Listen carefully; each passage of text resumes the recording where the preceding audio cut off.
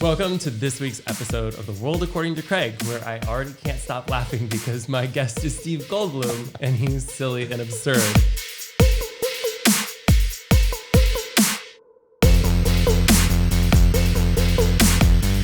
He is a storyteller extraordinaire that you have probably seen with Briefs But Spectacular and a million other things, or fallen asleep to him at night on a certain unnamed app.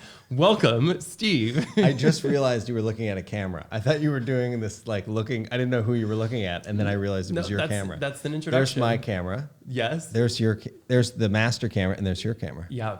The storyteller, always looking for where the camera shot is. Yeah. I like to be aware. There's 3 cameras. There's cameras. 2 mics. Cameras everywhere. We're in your beautiful dining room. Yes.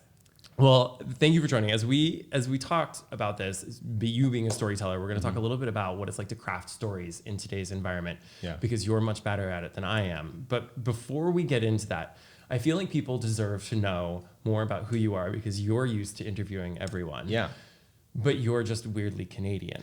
And I am. But before we get into it, and I just wanted to do this as part of the show. I have this is your new podcast. So this is I wanted to bring that as like a not a housewarming gift, but like a podcast warming gift. Oh, a podcast warming gift. I'm going to do a shot of this before every podcast now, and that's going to make a more interesting there podcast. You go. I said once that I was going to stop drinking for a week, and 3 days in, my friends told me I was boring. So, I mean, it's going to be, thank you. Well, when people start having dinner parties again, I've always wanted to do this joke where I go to someone's house for dinner and I bring that. Like a little, people bring like a real bottle, but I bring a mini bottle. Okay. And then my wife, Jenny, your former roommate. Yes. I don't think she would think that was so funny. No, she would. she would just bring a regular bottle. She would bring a regular She would let bottle. me do the joke and then bring a thing. She is Russian, so she would probably bring 2 full bottles of vodka. Yeah. Ciroc, the preferred brand, right? I met my wife at your house. Can you believe that? I met her here. Yes, and then you stole her from me. She was the world's greatest roommate. No offense to my current roommate. But this is where it happened. This is where it happened. We're in the house that it happened in. I met her. She was walking across the pool. She had no interest in me. That's correct. It was a holiday party, right? It was your 4th of July party. Yes. And I had met her once before. She had absolutely no interest in me. And I showed up here. I walked right through there. Yeah. And she saw me and was like, we had a mutual friend. She said, why did you bring him here? I could just see it. Well, I think that was primarily because my 4th of July party is very gay. And so she may have been concerned about why you were brought.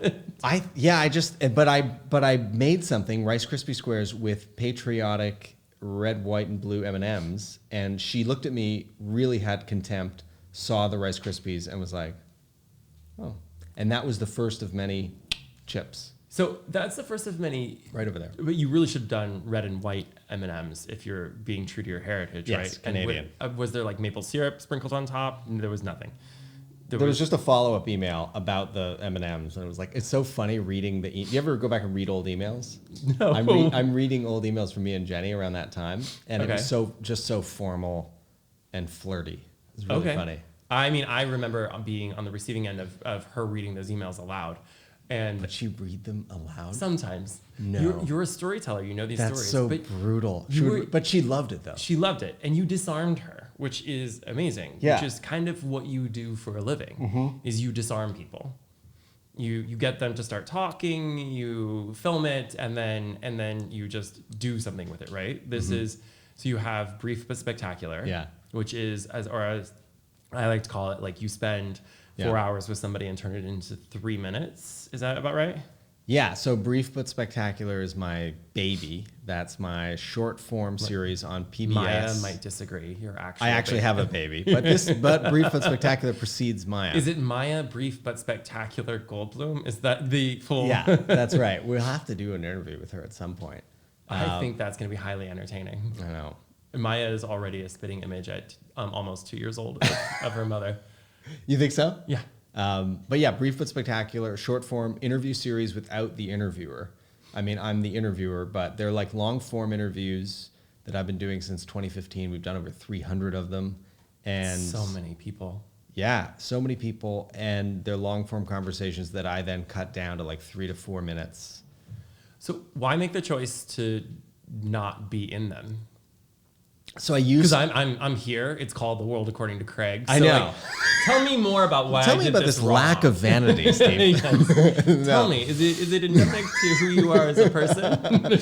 No, I did a lot of stuff before that where I was on camera and wanted to be on camera and thought I always belonged on camera. And You were an actor for a brief period of time, right? I've done some acting.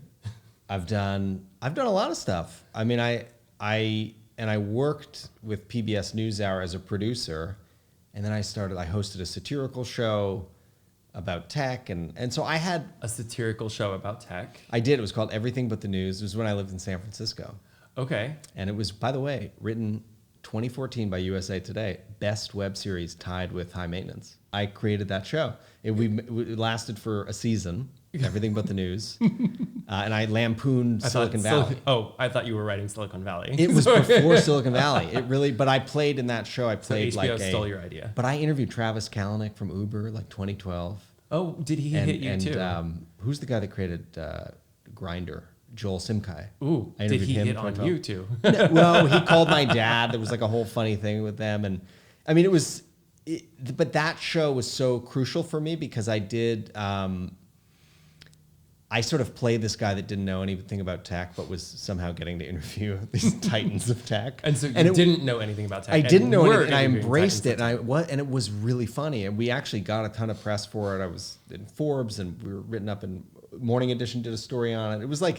It was kind of the biggest thing I'd ever done up until that point, even though it was framed as a joke. You're really my role model because I know nothing about storytelling or podcasting, and here I am. Well, but interviewing that's the people. best way to do it. I think they're so endearing that No one has ever called me endearing. No one who's ever worked for me, known for me, dated me. I think it's a great look for you. All of my exes don't talk to me. No, I think you're going to be very endearing, and the fact that you're doing this is such a good idea. I really think that. I know you have been advocating. I've been You've rooting been advocating for you, as you for know. the title comes from you. Well, I would say I invented the title. You could say advocate. I would say it's my title, and I said a couple of years ago, I said it should be called According to Craig. That's why we added the world. So technically, you have no copyright claim. Right, that's true. I'm not going to see a penny, but I do. I was there on the That's ground right. We'll floor. have a shared vacation with you, me, Jetty, and Yeah. Maya. But no, back to Brief but Spectacular. I was doing stuff on camera, and then I was doing the irony of that satirical show is that it actually got me on NewsHour doing some like serious reports. Like I was then Doing I was investigative reporting on the Chan Zuckerberg initiative. I wouldn't say investigative reporting, but I did stuff on. I covered tech. I covered what was it? CES in Vegas, and I do. We're geeks party. Yeah, I do. No offense to anyone who attends CES. But I would do these long form stories, and I would interview people and be on camera for them, and be like a reporter. Okay. You know, like you'd basically 8-minute segment. You'd see the guest, and then I would paraphrase the guest, and it would be a voiceover of me saying, "Earlier today, I spoke with so and so. They told." And it was like the voice. So you've already started at this point being the voice that people know. Yeah. So then you transitioned out, and now you're back to being a voice. You would, but here's the thing: I saw those episodes, like I saw those segments on TV, and I felt nauseous because I was like, not necessary. I saw me talking and basically paraphrasing what you had in front of you with the guest, and I was like, that's not necessary. I don't. There's other people that do that. I don't need to be doing that. And then I felt like the whole point of the interview is to connect with the guest. And there I am kind of bumbling around, and I'm just getting in the way of the connection. So my pitch was, and it really happened when I was at VidCon in Anaheim. Gosh, more geeks partying. Yeah, Again. largest gathering of online creators, like Yes. YouTubers, right? And I was there in 2014. And I was watching these vlogs from the UK, and they were like kids talking about nothing.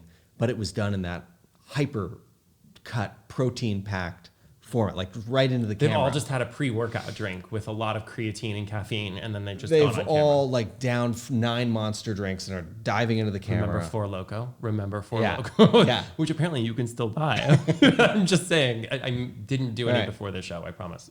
I'm just sticking to the little bottles. But that was what inspired me for Brief, because I said, what if I did a show like that where I really took it to people who had something to say. I really brought that to something. I really took it to people who had something to say. and invited them on the show, and I could do the interviewing, and I would cut myself out, and I would kind of coach them, interview them in a way that made this their voice.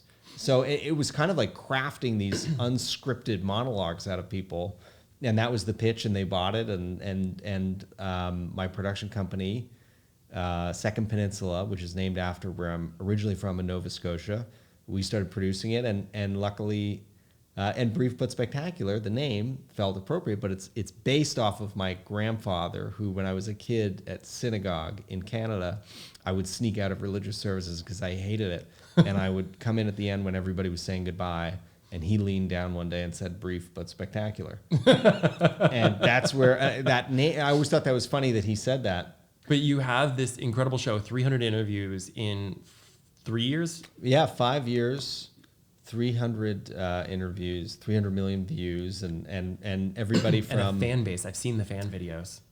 Yeah, I mean, it's cool. They're at the beginning, we did try to curate and bring on a little well-known people like Padma Lakshmi or Robert Reich, Alec Baldwin, Ta-Nehisi Coates. We thought we needed to. And then what was interesting was we started casting people, inviting people on who had never talked on camera, and those were the ones that really performed well. Like a 95-year-old woman talking about... Are you referring to Flossie? Yeah. I love this About amazing life. teacher about her life. And About her life. Yeah. I love the long form of that as well, which is... Yes. Nominated for an Emmy, our Yes. long form. Yeah, Look congratulations. how long did it take me to mention that, Craig? That was like 19 minutes. I mean, we can speed it up so it looks more like I'll probably 6 in mention real it life. 3 more times. I just Okay. want to make sure at 20, 40, Yeah, right at the I end mean, too. I'm down for it. But here's the thing. So it's one thing to coach somebody into telling like who hasn't been on camera into this monologue, right? It's another thing where it is brief but spectacular, and you do just a boatload of research in advance of showing up, right?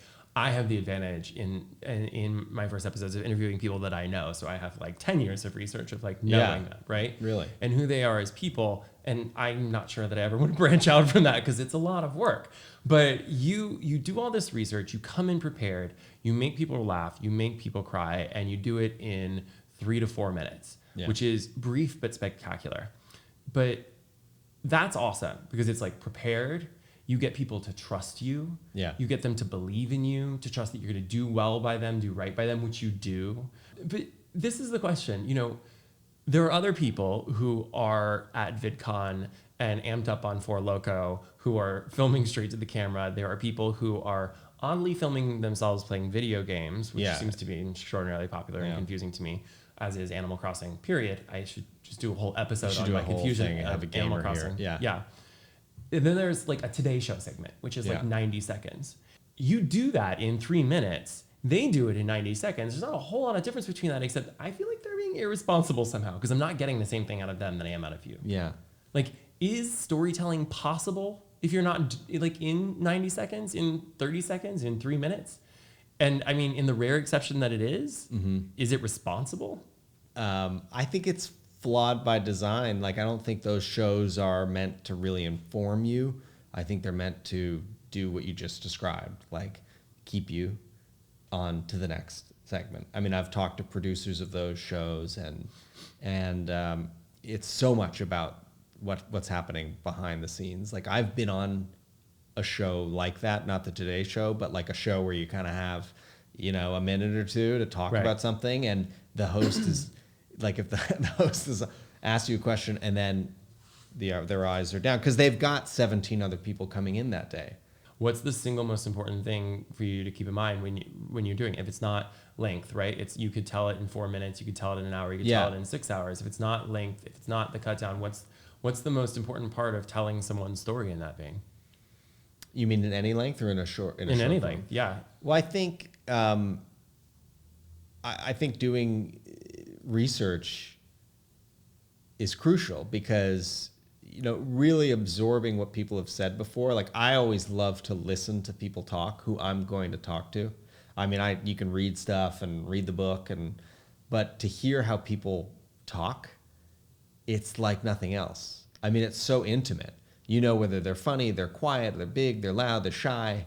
You just know things about them. And I love that because when you come in, it's kind of a weird thing, right? Like we know each other, but most people when they go in, they have to connect, and it takes a while to connect. Okay. And so I think as the interviewer, there's a responsibility to make that connection as comfortable as possible. And one way to do it is to have a little knowledge of the person before and say, like, I always love to open up with something that really does demonstrate that I know something about this person that will advance the conversation. So what you'd say is the most important part of storytelling is stalking and coming into the interview and saying, so I've watched everything you've ever said. Yeah. And in minute 37 of hour 4 of your ongoing series, I feel like this is an Invixum.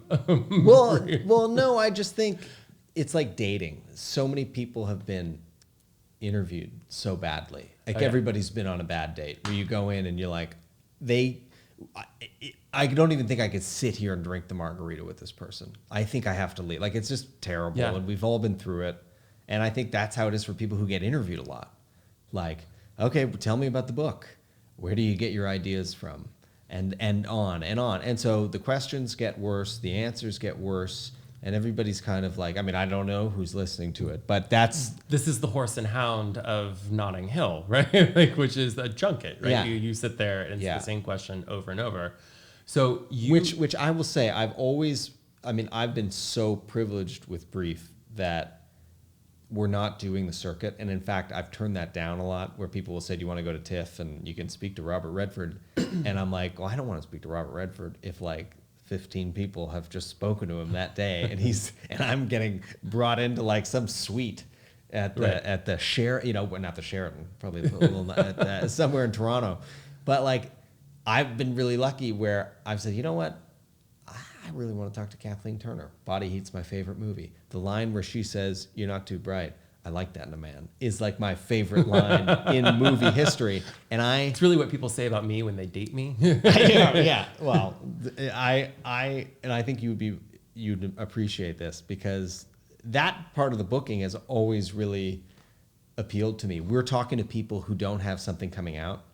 We're talking to people about... They have nothing to promote. No, they really don't. Nowadays, like now that we've got the show and we have some viewers, people will come and they'll pitch us and we can line it up so that it comes out with Ronan Farrow's book, et cetera, and things like that. But when I emailed Kathleen Turner's assistant and got a call an hour later from Kathleen Turner, and I was sitting in my apartment and she said, "When are we going to do this? What are we doing? When's the interview? Like, come to New York," that... Because is she an 80-year-old smoker? I feel like I took a picture of her with her, by the way, at the end, and I did the like kind of hold her, and I wasn't sure if I should hold her, and she just looked at my hand and she said, "If you're gonna grab me, just grab me." And I grabbed her, but I thought you grabbed her. To clarify, you grabbed her.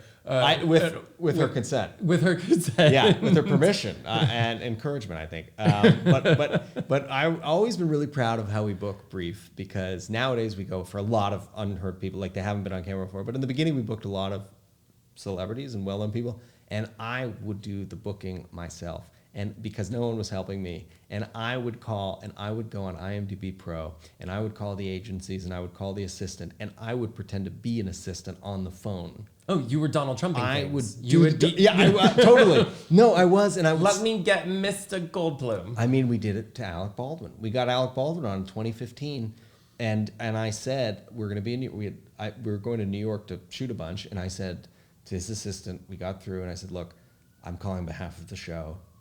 And I would say I'm calling on behalf of the show, and I'd say, we really think this is a great opportunity for him, but I don't know if we can make it happen because the window is so tight. So it's going to be tough. And that's all that's what I would say it to the lowest person on the totem pole, to any person that I wanted to get, and they go, "The window's tight?" And that was it. And we would get these big. So we had to have a whole week of availability. You've been okay. So now you get that. Now your secret's out. Just you're screwed. This is amazing. But it worked. Okay, so now I just have to approach everyone I know and be like, "The window's very tight." Turn it. But I would kind of act and play these different parts of. I'd play the assistant, then I'd play a higher level producer, and then I'd be there for the interview myself. Did you use different voices? I want to know. I'd use different levels of deference. Okay. you know. Did anyone call you out? Did anyone get it? I don't think I ever got called out on it, and it was enormously successful. And I still, because now I've done other shows where we have a booker. Right. And I sometimes feel like I could have been a booker in another life. And I will look at the booker differently. And I'll say, like I'm proud. Yeah, like I've done the job. And they look at you and they're like, K-boomer. Yeah. No, they're annoyed. So you get them there. You've now lied to them to say that there's a limited window in which you can interview them. We're there for that sliver of time. You've stalked them extensively in advance, so you know everything that they've ever said, and you get them there and stone cold, right? And you need to tell a story. Mm-hmm. Have you ever gotten into that situation where like you show up, you're prepared, you're ready, and the person is just like, I have nothing to say? Or do you just your naturally disarming personality and charm just wins the day? Of all the people I've interviewed, I think because it was so early on, Alec Baldwin was the one where I think I've been pretty calm with people and like, comfortable and I get nervous, but I do just I kind of take it seriously. I get into it. And I think people can tell that you've done the work. They relax and they're excited. But he was the one person where when I started speaking, nothing came out of my mouth because I just was such a big fan. And, he's there, you're seeing the guy and you're like, and he looked at me like, is this what we're going to do? Like, you're not even gonna, and you've lured me in here and words aren't going to come out of your mouth. And he said, what? But I just remember him being kind of intimidating. He was like, what is this interview about? And I said, we had a great time, by the way. But at the beginning I said, I don't know why this came out of my mouth. I said, I have 14 questions for you about your podcast. And he just said, you have 14 questions about my podcast? And then at the end of the interview, we really got on and he was talking real well. And he goes, at some point he was just staring at me. He goes, how old are you, by the way? And I said, 32. And he goes, 32? Fuck you. It was like, okay. Yeah, that was an interesting one. But I think this is a perfect example, which is your frozen question is, what is this interview about? What is this interview about? Right. Yeah. And which is essentially the question we all keep coming back to, which is like, what is the story about? Yeah. Right. Like when we're telling these stories, so you had been saying start this for years and I'm like, yeah. Okay. I'm like, it could be the rookie old Andy Rooney and this is, my angry rant of the world. I didn't want to do that. It seems like a natural extension of my personality. So no. And then I see all these podcasts out there.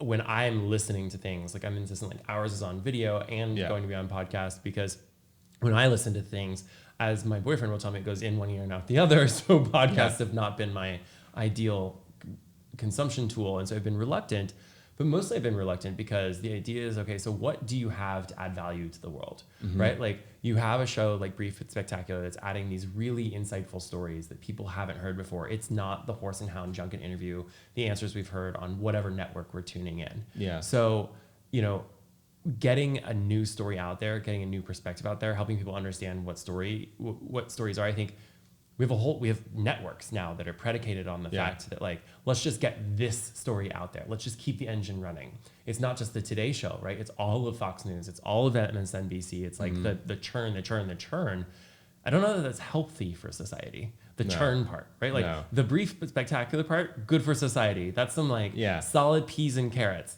The Four Locos of the world concern me about their impact on society.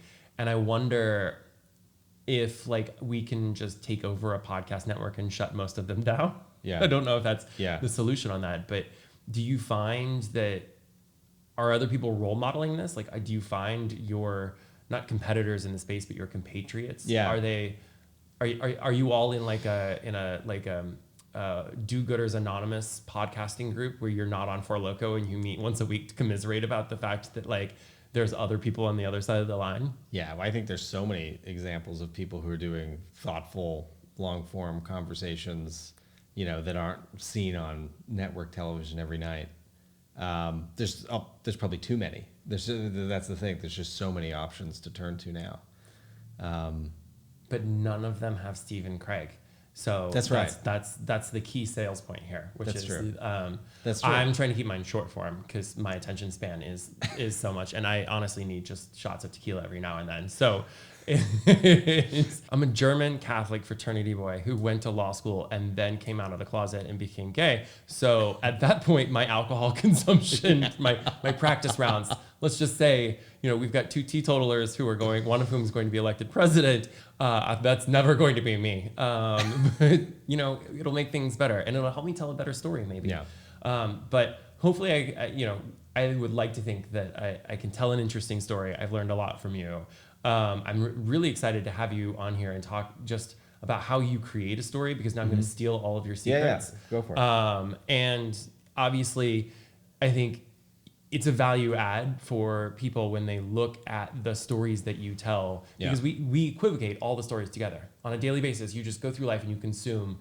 In the morning, you listen to songs, you watch the Today Show, you listen to a podcast on the way to work. If you were going to work, which you don't anymore, no one does.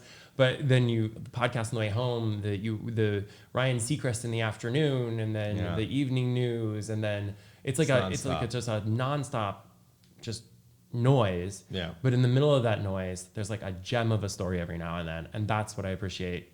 It's why I'm so grateful that you came on today, because then I can at least claim some credibility from a gem of a story. And I think it's important for everybody to realize that it matters. Just like, we had a fitness expert on who talked about like what you put into your body is what you get out, right? And like what the effort and work you put in is what you get out. Like it's it's a straight up math calculus. And in this vein, what the stories you put in to your mind matter. And so I would encourage everybody to check out Brief But Spectacular. Thank and I'm you. Grateful that you came on the show today to talk about storytelling and its impact and all of the angles and cheats that you use so that everyone can borrow and learn from them. Oh, thank you. Awesome. Well, thank you so much for coming. And is that the whole thing? That's the whole thing. And thank you for tuning in to this week's episode of According to Craig. Like on all episodes, it's not really according to me. It's just someone better than me. And if you're looking for a common thread, there won't be one, because this is just about amazing people with insights into a chaotic world. So thanks for tuning in. Tune in next week to see what crazy friend I have coming up next. Thanks for tuning in to The World According to Craig. It's mostly my opinions, though sometimes I back it by research. I hope to see you again soon. We'll have a new one every week, wherever you can listen to a podcast or watch a video of me talking to someone.